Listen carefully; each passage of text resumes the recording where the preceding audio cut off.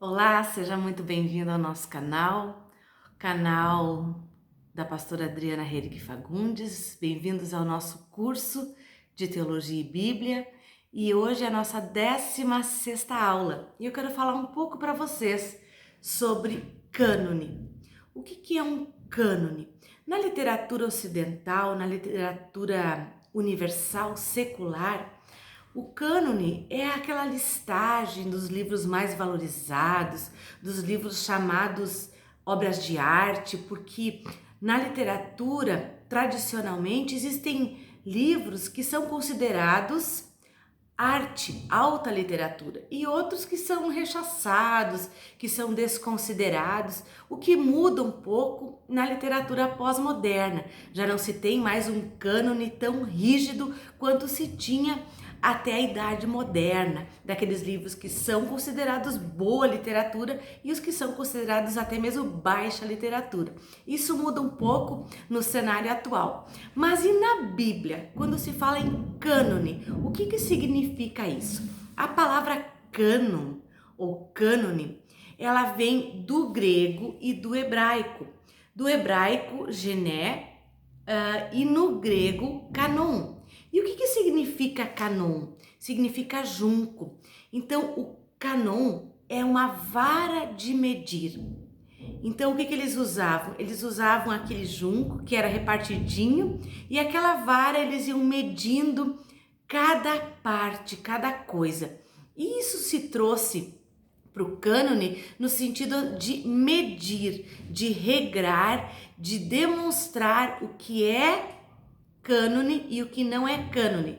Na Bíblia, isso significa uma seleção que foi feita para dizer quais são os livros que são considerados inspirados verdadeiramente por Deus e quais não são considerados assim inspirados por Deus e por isso não entraram no cânone, ou seja, não entraram naquela seleção feita dos livros considerados totalmente inspirados por Deus.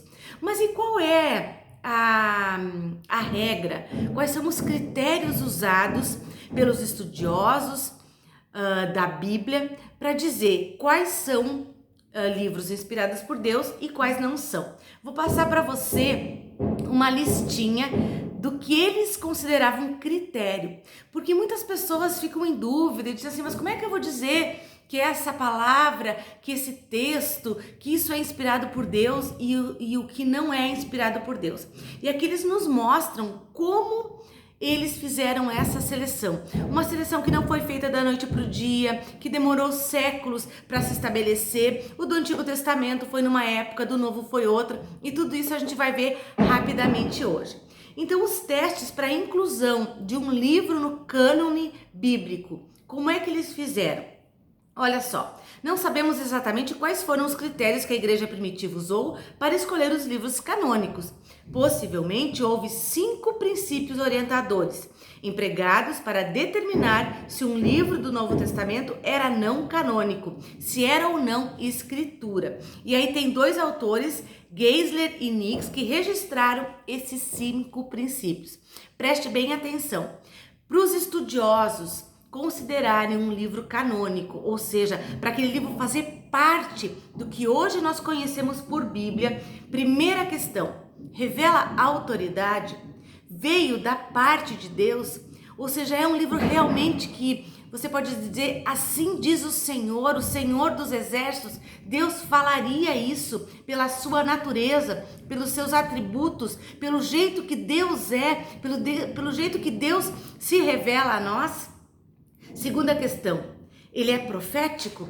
Ele é escrito verdadeiramente por um homem de Deus? Então a autoria dos livros ele também era considerado. Terceiro, ele é autêntico? Os pais da igreja tinham a prática de, em caso de dúvida, jogue fora. E isso acentua a validade do discernimento que tinham sobre os livros canônicos. Isso era uma regra. Se eles tivessem alguma dúvida em relação àqueles escritos, eles descartavam, eles jogavam fora. Quer dizer, se algo destoava do que eles entendiam que era da parte de Deus, pelo que Deus afirma que é, eles colocavam fora.